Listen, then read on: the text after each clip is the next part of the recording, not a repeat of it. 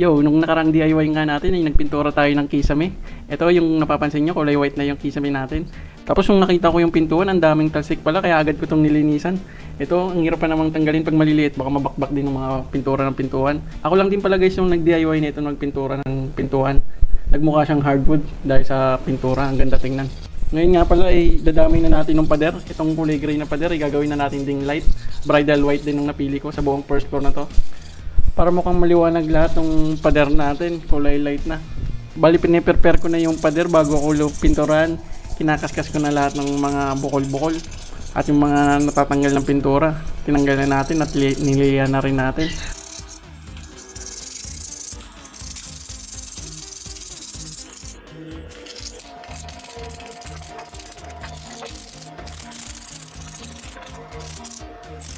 Linis muna ako guys bago ko simulan pagpintura sa pader. Ang daming alikabok. Baka matching tayo ng matching. Ito guys yung before. May contrast siya dati eh. Gagawin na nating light lahat. Sinimula ko muna dito sa mayagdan. Sasapin ako na. Sa pagpapalit nga pala guys ng pintura ay kung light yung ipapalit nyo, mas maganda primeran muna natin kung galing siyang dark. Ito, kagaya ng ginagawa ko. Pero kung yung ipapalit naman natin ay mas dark pa, eh kahit hindi na primeran, diretso patong na ng final paint or yung kung anong gusto yung dark color na ilagay.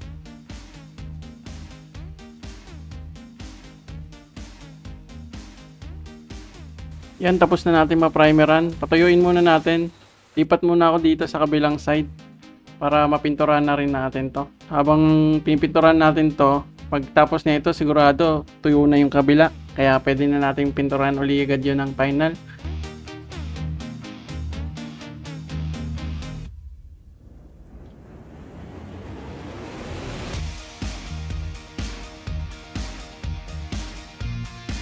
Itong mga corner pala, brush yung ginamit natin para hindi magkadikit sa kisame yung mga pintura. Hindi madamay. Pati yung kamay ko guys, pininturahan ko na rin para isang color na lang.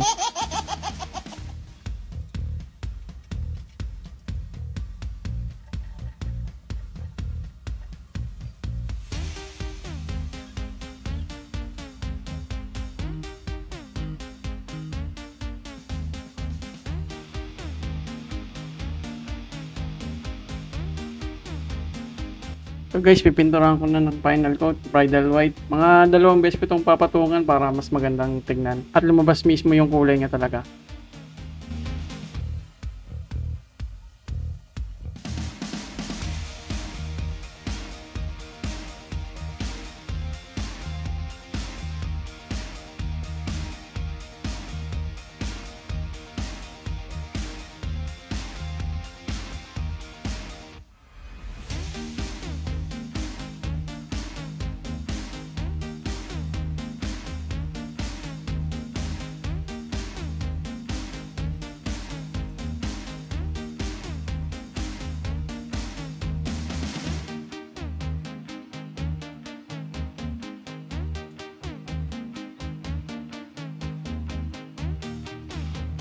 Tapos na rin yung second coating.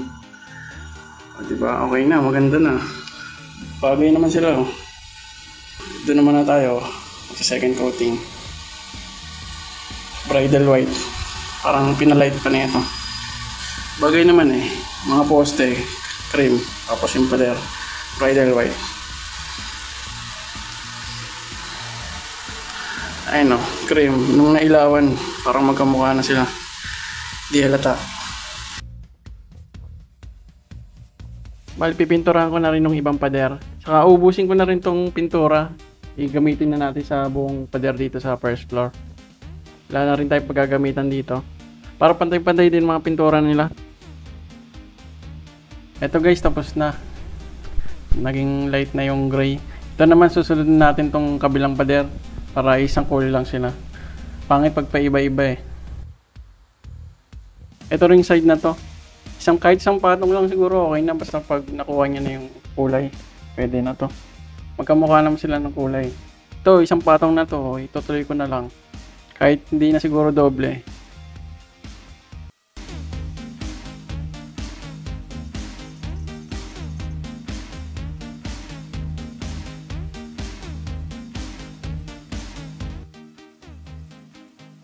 Nirepaint na rin natin guys yung base wall paint.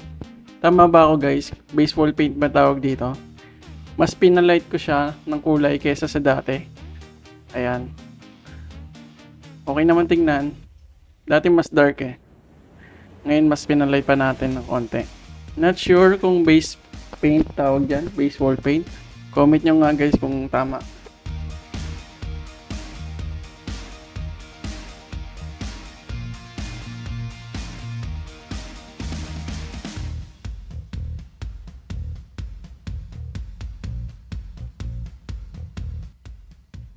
Ayun, tapos na rin guys. Medyo gumanda-ganda na. Okay na to, tapos maglinis na ako. Pag natuyo, pwede ko na ibalik yung gamit. Ayun o. Wow, gumanda na. Abangan nyo guys yung susunod nating DIY. Salamat sa panonood.